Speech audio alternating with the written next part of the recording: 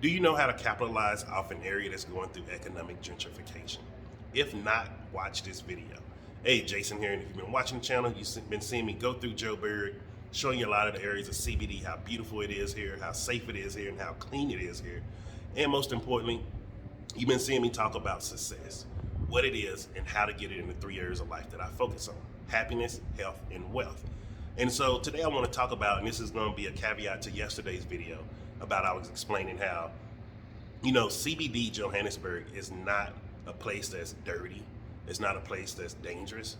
And it's not a place that's poor, that's full of poverty. It's actually a very great infrastructure here. And there's a lot of opportunity for growth here, especially when it comes to investments. However, because of the economic gentrification here, it is given a very negative image. And you would think like this is just the, capital of Death City, like you're just gonna walk around and get murdered or kidnapped out here. And that's not the truth at all. It's one of the safest areas. And I know people here in Joburg are gonna disagree with me. I'm telling you, I live here. There's security all around 24/7. Literally 7 p.m. at night, there's no one on the streets, even on the weekdays, even on the weekends. Like today's Sunday, you may see 2 or 3 taxis going around, a few people driving, but it's usually just the people that live out here walking around doing their grocery shopping and just having a good time. And so how do you actually capitalize off an area like this when everything around you, everything on the media, everyone's telling you, oh, it's horrible, it's dangerous, stay away from there. There's a reason why they're telling people to stay away from here. They don't want you to see the opportunities here. Like most people, they looking around, they see these big buildings, they don't realize most of these buildings are flats. Most of these buildings have tenants in there where people are doing luxury New York style loft living. The building that I'm in is a luxury apartment living. And most people don't understand that. They just think, oh, it's offices here, and then it's dirty, and then it's just people sleeping on the streets. So far from the truth. And one of the things, 'cause I know so many people always coming in on any of my videos and they're like, oh, it's dirty, it's trashy there. Let me just be honest with you about some of the trash in some of the areas. I have seen personally around midnight, 1 in the morning, because remember I get up at very, very different times to start my day. I've seen trash being dumped in this area. And I saw it and I was like, yo, what the hell is going on here? I've seen trash come from outside of this area and be dumped here. And you know who cleaned it up? The people that live on the streets out here. So I have a lot of respect for them because they keep these streets clean even when people from the outside is bringing trash and dumping it in here. Now, some people will be like, oh, that's not true, I don't believe that. I'm telling you firsthand, I live here. I've been here ever since I came to Johannesburg. I have lived only in CBD. And I can tell you straight from my eyes, I saw it firsthand. So I know that there's way more things going on here than what's pretty much shown on the media or what people talking about. And so one of the first ways that you can capitalize, because let's just get into how to capitalize on it, not focus on the negative. One of the ways you can capitalize off of situations like this where communities are going through economic gentrification is invest in small buildings, small office spaces. Don't go too big. Because here's the thing here, there's a reason why a lot of these big buildings are still empty and vacant. The reason being is they're not at the right price point to where the companies want to buy them. Companies such as OPH and stuff like that. They've been buying out most of this area. You walk around, you'll see just about everything's OPH owned that's still open. And everything that's closed down, no one owns it.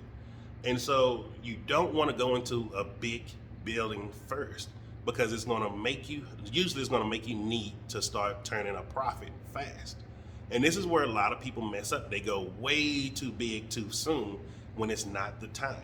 And so the time for investing in big businesses is when the market completely drops. And this is when you're going to start seeing everybody just bringing money out here. And it's by everybody, meaning international corporations. That's when you want to come in, like right before that. But if you have all these little buildings already occupied, that is one of the ways that you can win. Second way that piggybacks off of that of investing in small buildings out here is look for the potential to expand. So don't just take any small building out here. look for one that has or the other little small buildings next to it, adjacent to it, or even across the street from it. And when you see those type of buildings, that's when you like, okay, let me do a 2, 3, 4, or 5 year plan. And how much of these buildings can I just start occupying?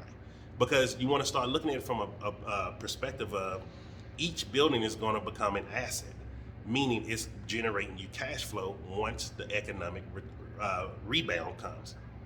And economic rebounds happen all the time, guys. Like, this isn't something new. Like, the only reason I know this stuff is because I saw it firsthand in Texas. I saw how they did South Oak Cliff, South Dallas, all of these different areas.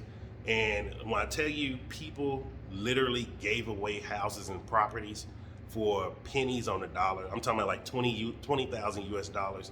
And then as soon as the economic rebound came, those same buildings are worth $100,000 to $200,000. Like, think about that, yo. Like, if someone could have just waited and sat out and just held on, they could have 10x their money doing nothing.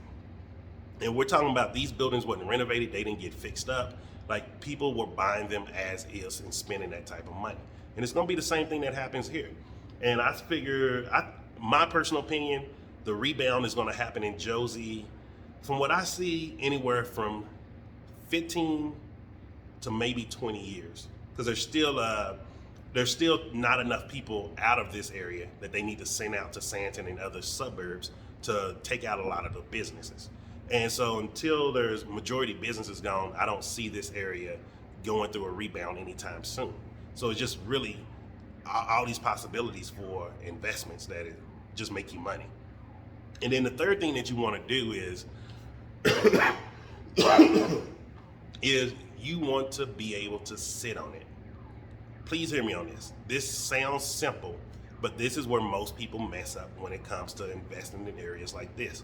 You have to be able to sit on this.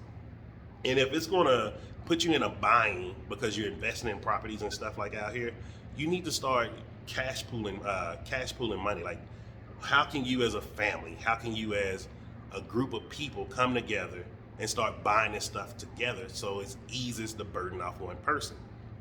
And look, I get it, man. Like, hey, it's hard out here. Like, it ain't the easiest thing out here just to start getting into investments, and you have all this money just sitting there. I have money that I invest in real estate properties in the US, and I get a little bit of cash coming in every month. However, I'm waiting for the big to pay out when I'm making thousands of dollars a month. Like, I get it. And so this is why I'm telling you this. Like, you have to be able to sit it out. Like, you must use time as your advantage. And by using time as your advantage, that means how can you take one building, multiply it into 4 or 5 buildings? And then you start seeing, okay, now you have 4 or 5 buildings, still using time because you're just sitting on it.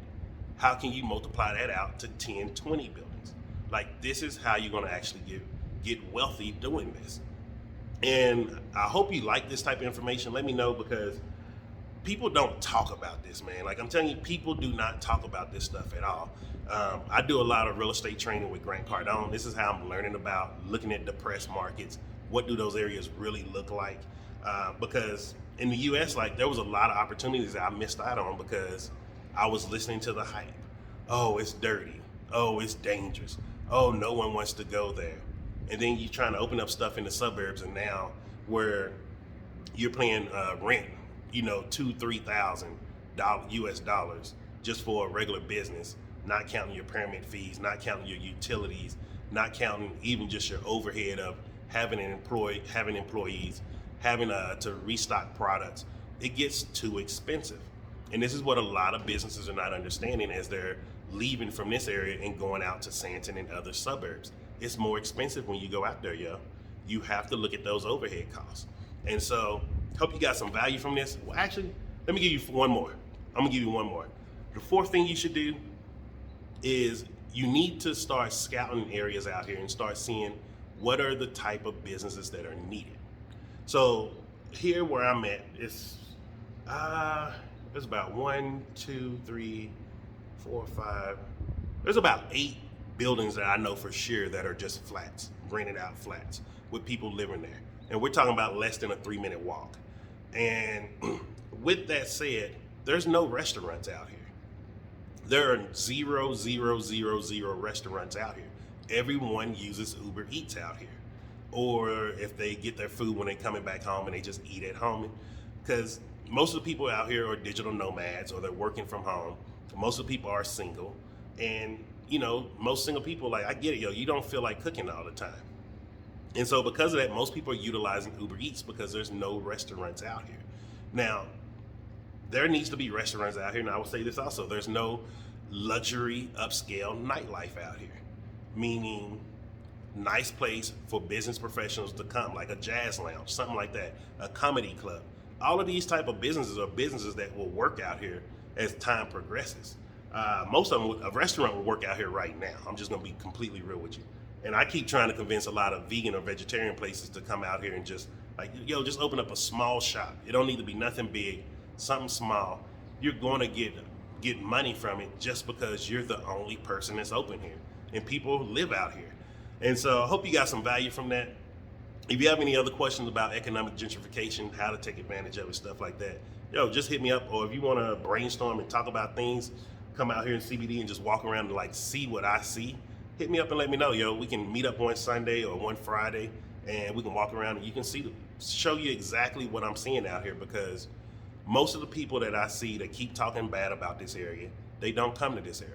And driving through this area doesn't mean coming through here. I'm talking about walking, feet on the ground, looking and seeing what's out here. Not driving through and just seeing, you know, oh, this building, oh, this person's out. People need to really start seeing the opportunities that's out here. So hope you got some value from this. Hit the like button, share this type of content if you know someone that can utilize it, and also subscribe to the channel if you haven't done so also.